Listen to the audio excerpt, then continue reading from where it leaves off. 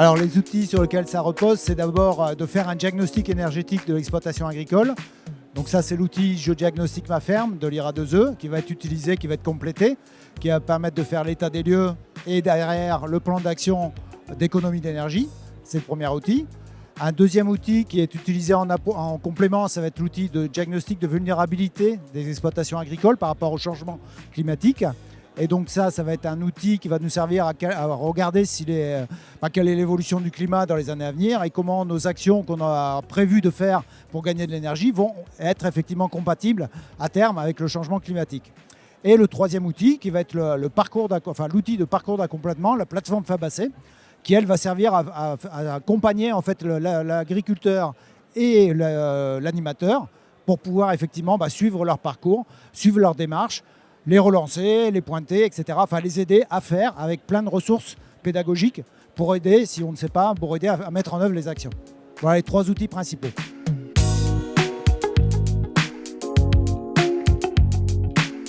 Oui, alors la difficulté effectivement de l'agriculture française, c'est qu'elle est très variée. Très variée dans ses productions, dans ses techniques de production, ses systèmes. Et voilà, on a un peu de tout. Et donc les systèmes sont un peu qualifiés quand même. Quand on est en grande culture, en céréales, etc., de toute façon on consomme du carburant principalement et des engrais qui est une énergie indirecte. Donc les leviers vont forcément porter entre guillemets sur ce type d'action-là. Comment économiser du carburant, par exemple dans le travail du sol, par exemple dans les récoltes, par exemple dans l'optimisation des chantiers de travail ou même de l'optimisation des apports d'engrais, par exemple. Et puis bien sûr, en grande culture, on va aussi permettre de faire par exemple des économies d'azote ou rechercher des actions d'économie d'azote, donc en mettant par exemple des légumineuses dans la rotation, dans l'assolement, etc. ou des couverts végétaux. Et ça va permettre effectivement d'engendrer des économies d'énergie dans la fabrication des engrais, donc en économisant l'azote. C'est un premier système.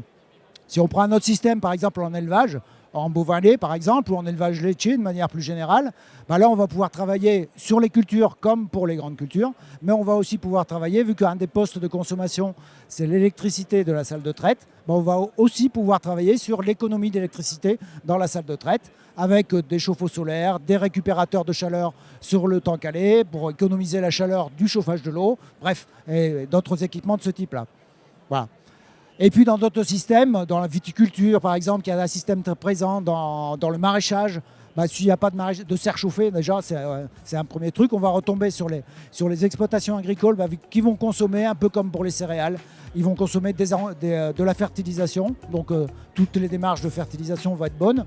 Et aussi tout ce qui est carburant pour le travail du sol, les récoltes, etc. Donc on va aussi travailler sur le carburant des tracteurs. Voilà par exemple quelques grands types.